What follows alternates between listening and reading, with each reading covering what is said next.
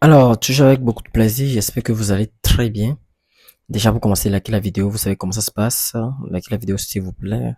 Ça nous aide énormément pour le référencement des vidéos. Aujourd'hui, nous allons faire vite puisqu'il n'y a pas beaucoup de temps. Nous sommes face à cette opportunité que je vous ai présentée il y a quelques semaines, ou bien il y a quelques jours. Une opportunité qui m'a donné beaucoup de profit. Je vous ai parlé de cette opportunité, de l'euro face au dollar néo-zélandais. Je vous ai parlé de cette opportunité. Et pour le coup, je m'étais positionné et voici comment j'ai managé le trade. Entrée ici sur les 1,79 712. Voilà, voilà. Et si vous regardez sur mes précédentes vidéos, j'ai fait une entrée grâce à un retracement Fibonacci. Et je vous avais expliqué l'importance de Fibonacci. L'entrée que j'ai effectuée sur le marché, c'était grâce à Fibonacci. Donc le marché a évolué, au fur et à mesure que le marché évolue, j'ai déplacé mon stop loss sur le 1,79 214, ensuite sur le 1,78 213, ensuite sur le 1,77 466. Autre, la troisième zone dangereuse. Si j'ai deux zooms, vous allez constater que l'opportunité a bien et bien évolué. Nous avons franchi la première zone dangereuse, la deuxième zone dangereuse et la troisième zone dangereuse. Alors, du fait que nous avons franchi la troisième zone dangereuse, le marché a dessiné ici une figure de retournement après le triple creux. Voici un premier creux, un deuxième creux et un troisième creux. Une figure nous indiquant que la tendance préalable, c'est-à-dire la tendance baissière, ne peut donc se poursuivre encore que maintenant le marché aura changé de sens, aura changé de direction, raison pour laquelle nous avons perçu, ou bien nous percevons actuellement l'apparition de cette figure de retournement appelée le triple creux. Et là, j'ai pris cette position en graphique 15 minutes. Parce que selon mes analyses, mes théories, cette ligne-là que vous voyez, c'est une ligne trendline. Bon, c'est la trendline qui fait office de support, d'un grand support en graphique daily. En graphique daily. Et le marché, lorsque le marché descend, le marché a tendance, donc, disons, lorsque le marché descend et s'approche de cette trendline en daily, le marché a tendance à dessiner une figure de retournement pour bondir vers la hausse. Voilà, tout simplement. C'est ce que le marché m'a dessiné. Et moi, en graphique 15 minutes, selon la stratégie multi-time frame, je m'étais positionné et voilà. Et voilà, je m'étais positionné actuellement. Je suis en profit avec cette marge de stop loss. Mon stop loss, je l'ai mis sur le 1,76848. Et nous sommes dans le trade. J'ai ici pour ce nouveau trade un risque ratio de 8.87. Pourquoi 8.87? Parce que voilà, voici ma première zone de sortie. Vous voyez cette ligne tyrannie ici. Voilà, c'est cette ligne qui indique ma première zone de sortie. Et donc j'ai mis l'outil position longue en déterminant mon risque ratio et en mettant la cible sur ma première zone de sortie. Et là, j'ai un risque ratio de 8.87. Bien sûr, je m'étais positionné à la cassure et clôture de bougie.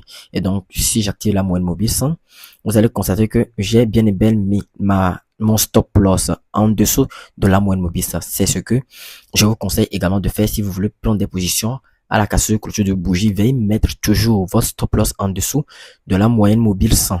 Voilà. Et donc le marché a évolué et du coup je suis toujours dans cette spéculation. Bon, voilà. Et si le marché atteint la première zone de sortie, là voici la deuxième de sortie un peu plus en haut et probablement la troisième zone de sortie. Voilà, un peu plus en haut ici à ce niveau. Donc c'est un swing trading sur plusieurs jours. Voilà.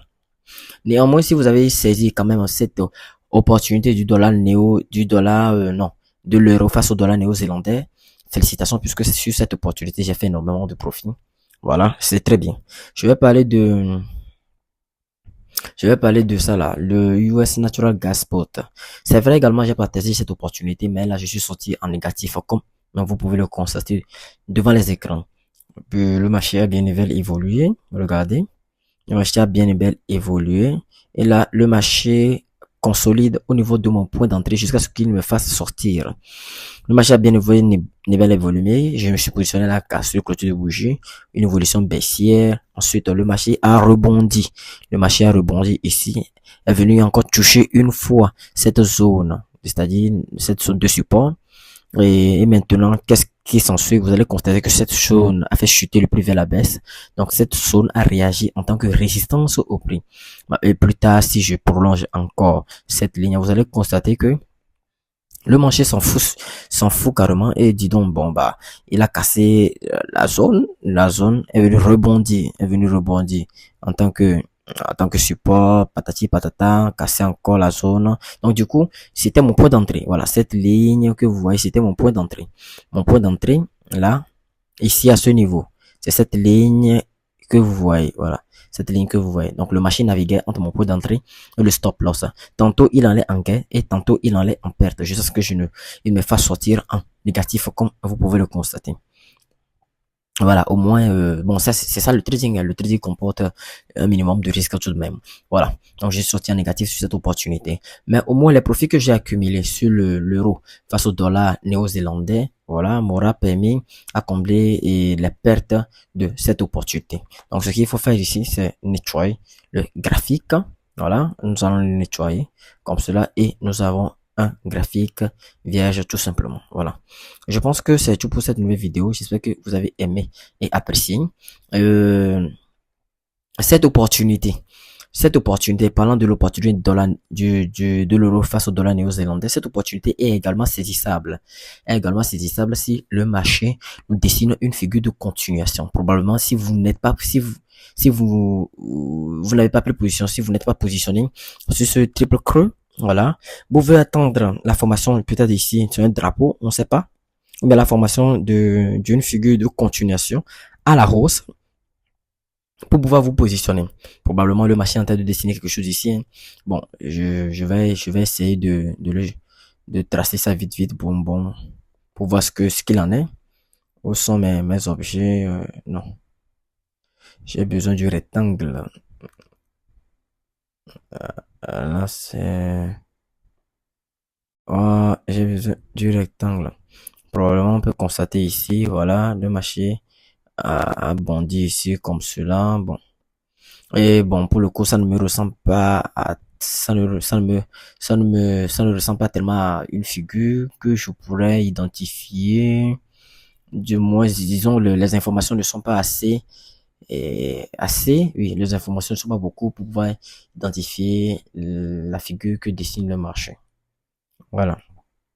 Donc, tout ce qu'on peut constater, c'est qu'il y a un impact ici, un deuxième impact ici et un troisième impact ici, et que le marché a bondi à la hausse suite à ce premier impact ici. Suite à ce deuxième impact a bondi à la hausse et suite à ce troisième impact a bondi à la hausse. Donc, nous avons probablement, voyez, nous avons ici une zone de support. Une zone de support et à chaque fois que le marché vient ici, bon, nous sommes en graphique 15 minutes et à chaque fois que le marché vient ici, le prix bondit, le plus bon, tout simplement, le plus bondi, non pas bon, le plus bondi tout simplement à la hausse. Voilà. Le plus bondi tout simplement à la hausse. Donc, le conseil que je vais vous donner si vous n'avez pas encore saisi cette opportunité, puisque moi je suis déjà dans la spéculation haussière, c'est d'entendre soit un drapeau descendant, synonyme de continuation haussière, ou soit vous attendez un triangle symétrique de sommet. Ou soit un triangle, comment on appelle ça déjà, le fameux triangle de continuation. Le triangle ascendant, voilà. Vous attendez tout simplement ici à ce niveau, vous attendez à ce que le marché vous dessine une figure de continuation haussière. Voilà, une figure de continuation haussière. Si le marché ne vous dessine pas une figure de continuation haussière, ne prenez pas le trade. Voilà, et oubliez l'idée de prendre cette spéculation tout simplement. Donc, je pense que je vais m'arrêter là, c'est tout pour cette nouvelle vidéo. J'espère que vous avez aimé et apprécié. Nous allons nous retrouver une prochaine fois dans une nouvelle vidéo. D'ici là, portez-vous bien.